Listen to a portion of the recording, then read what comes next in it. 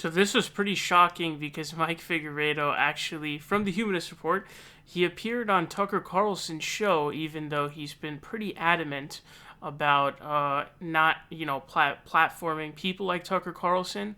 And so a lot of people were rightfully calling him a hypocrite. And so he sent out this tweet. It's a picture of him on the show. Go check it out if you haven't seen it yet. He said, "I know people will call me a hypocrite because I criticized Tucker Carlson a lot this last week, but I actually appeared on his show and it went surprisingly well. I'll be posting the clip to my channel tomorrow at 10 p.m. PST. So you can see Tucker Carlson making kind of a version of the Tucker Carlson face.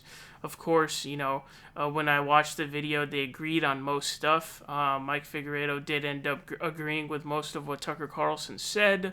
And it appears that Mike Figueredo is actually in works to have a deal on Fox News to be Tucker Carlson's correspondent. So he sold out pretty hard, as you can see. It says the truth about Sekiro and the Souls series. So, clearly they were talking about wealth inequality, and Mike Figueredo went on there and he talked about how capitalism rules. But of course, none of that is true. So he did not go on Tucker Carlson's show, but Mike was able to trick a bunch of Tulcels into believing that he did indeed appear on the show. And so there's some of these comments, and you can find some of these comments down here. This one is a Stand with Tulsi Twitter account. You can see the flower. It says, "I won't criticize you for going on the show. I criticize you for being a hypocrite in that you find fault with others for doing similar things and are so quick to judge. Tucker's a great example. He's willing to discuss and debate issues of substance with a variety of people." So as you can see, getting tricked completely. No, Mike Figueredo did not appear on Fox News.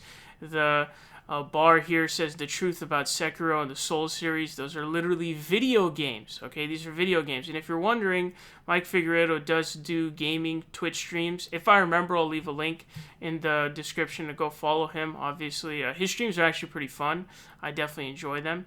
But there were some comments from people who were actually pissed off. This is another one saying, "I won't call you a hypocrite for having a conversation with people who have different points of view, even though you squawked like an idiot over others doing exactly like that. But this just illustrates why I stopped watching your show." This one says, "Still shitting on Jimmy Dore?" Obviously, because Jimmy Dore is the main person who does this, and Mike Figueredo is very against that. So, hey, you still shitting on Jimmy Dore? He was right all along, right? Going on there to debate about Sekiro and Dark Souls. And so, there are a couple more of these if you keep scrolling, but I have a couple of screenshots of some quote tweets I want to share with you. This guy, he says, "No hypocrisy here." A bunch of laughing emojis. So, not a hypocrite. He went on Fox News, of course. He points out, this man went out of his way. He typed in the Twitter search bar at Humanist Report Tulsi. He looked for the tweet. He searched for the tweet, man. He went out of his way to look for a tweet to make Mike Figueredo look like a hypocrite because he fell for a joke of him going on Tucker Carlson to debate about video games, but he didn't know. Look at this man. How much time did he spend doing this? How good did he feel? He's like, "Oh shit, I just exposed the Humanist Report." Oh man, what a loser, dude. What a loser. Another one says, "You're not a hypocrite for going on..." Damn, these people are like goddamn fucking NPCs. They all say the same thing. "You're not a hypocrite for going on Tucker. On that count, you're merely an opportunist. You're a hypocrite for shrieking hysterically at everyone else who went on Tucker, calling them Nazis and begging tech companies to deplatform them. You basic little bitch." You can hear the venom in that bitch there. Don't you hear that? Again, man, the energy these people put into something like this is truly embarrassing.